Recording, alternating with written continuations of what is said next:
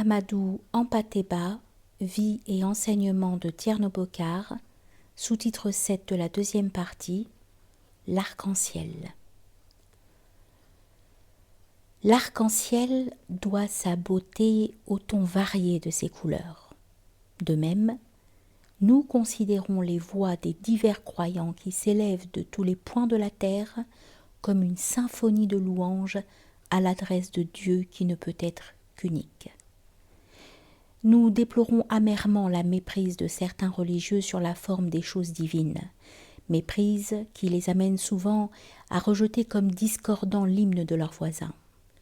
Pour lutter contre cette tendance, frères en Dieu, quelle que soit la religion ou la congrégation à laquelle tu es affilié, médite longuement sur ce verset.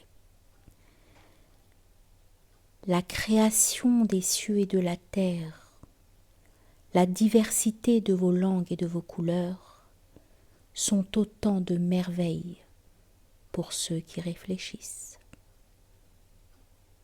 Verset 22, sourate 30. Il y a là de quoi méditer pour tout le monde. À une certaine époque, des missionnaires protestants américains étaient venus au Soudan. Ils aimaient aller prêcher dans les pays où l'Église catholique n'avait pu s'implanter. Bandiagara était dans ce cas. Le chef de cette mission protestante arriva un jour dans la ville, s'installa sur la place du marché et se mit à parler de Dieu en langue bambara. Stupéfait et à la limite amusé d'entendre ainsi un pasteur étranger s'exprimer dans leur langue, de nombreux curieux vinrent l'entourer.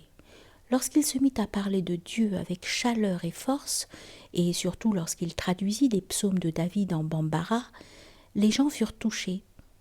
Les musulmans sont toujours émus par le langage biblique, surtout lorsqu'il est traduit dans leur langue. Mais il se trouvait, dans l'assistance, quelques bigots qui s'offusquèrent de la scène et qui entreprirent de détourner la foule en criant « C'est un chrétien, c'est un chrétien !» L'un des élèves de Tierno avait assisté à la scène. Lorsqu'il arriva au cours, il nous rapporta les faits en se félicitant du sort fâcheux qui avait été réservé au pasteur. « Aujourd'hui, dit-il, un pasteur a voulu nous parler de Dieu, mais nous l'avons tellement ridiculisé qu'il a été obligé de partir. » Tierno fut révolté par ce comportement. Voulant mettre ses élèves en garde contre tout manquement envers des hommes qui s'expriment au nom de Dieu, il lança ce jour-là un véritable appel à la tolérance.